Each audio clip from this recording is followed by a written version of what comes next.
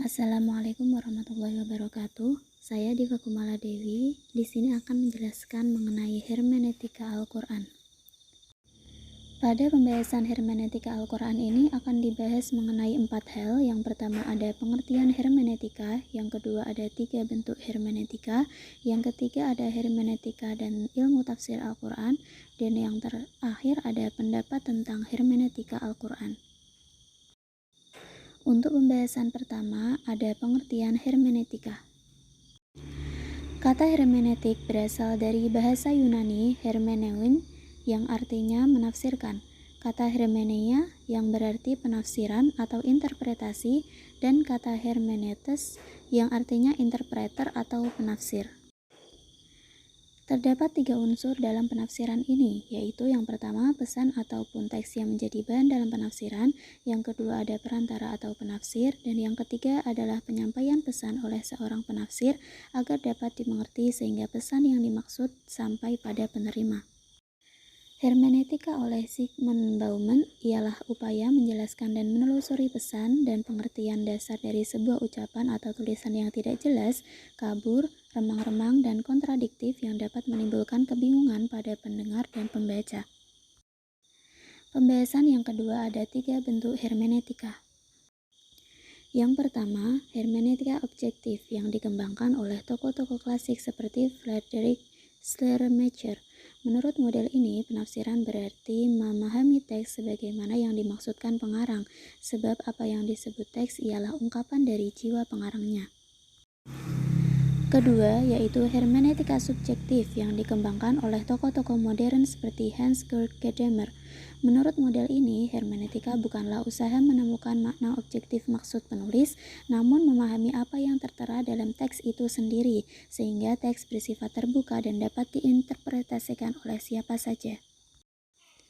Ketiga, hermeneutika pembebasan yang dikembangkan oleh tokoh-tokoh muslim kontemporer seperti Hasan Hanafi dan lainnya.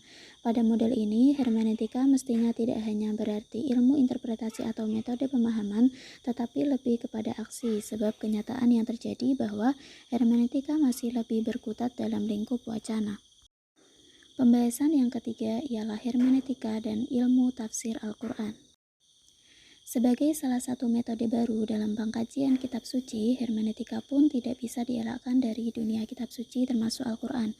Adanya literatur ilmu tafsir kontemporer yang menawarkan hermeneutika sebagai variabel metode pemahaman Al-Quran menunjukkan bahwa hermeneutika memiliki daya tarik tersendiri. Berdasarkan model hermeneutika, terdapat beberapa yang mirip dengan metode tafsir. Model hermeneutika objektif dengan tafsir bil maksur.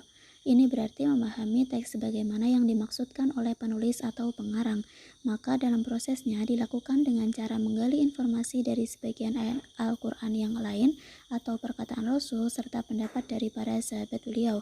Ini juga dilakukan dengan memahami konteks historis di mana teks ditulis atau disebut juga asbabun nuzul.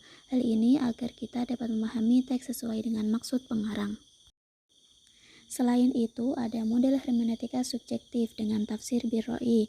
Ini berarti usaha untuk memahami Al-Quran sebagaimana yang dimaksudkan penulis, namun untuk memahaminya menggunakan sumber yang berbeda, yakni melalui ijtihad atau pemahaman penafsir terhadap suatu teks Al-Quran. Hal ini biasanya disesuaikan juga dengan kondisi saat ini yang dialami oleh penafsir. Pembahasan yang terakhir ada pendapat tentang hermeneutika Al-Quran. Terdapat golongan yang pro maupun kontra terhadap hermeneutika Al-Quran. Mereka yang pro ialah kaum modernis di dalam Islam yang memiliki tujuan untuk mengembalikan umat Islam menuju kejayaan dan sedikit demi sedikit meninggalkan tradisi nenek moyang yang dapat menyebabkan umat Islam mengalami ketertinggalan dalam perkembangan zaman. Alasan kaum ini pro dengan hermeneutika ialah karena hermeneutika Al-Quran merupakan alat untuk menganalisis pemahaman di samping menggali makna teks, juga mempertimbangkan konteks. Hermeneutika juga dianggap sesuai dengan perkembangan zaman. Sedangkan mereka yang kontra ialah golongan konvensional atau tradisional yang berusaha mengembalikan Al-Quran sebagaimana mestinya dalam segi kesakralan. Alasan golongan ini kontra dengan hermeneutika diantaranya ialah terdapat para pakar hermeneutika dalam Islam yang mengatakan bahwa Al-Quran ialah produk budaya. Maka para golongan yang kontra sangat tidak setuju dan kebenaran mengenai Al-Quran pun akan dipertanyakan, mengingat Al-Quran merupakan kalam yang mulia. Selain itu, hermeneutika berasal dari barat yang juga mengkaji kitab Bible, maka banyak yang kontra dengan hal ini. Mungkin sekian yang dapat saya sampaikan. Terima kasih. Wassalamualaikum warahmatullahi wabarakatuh.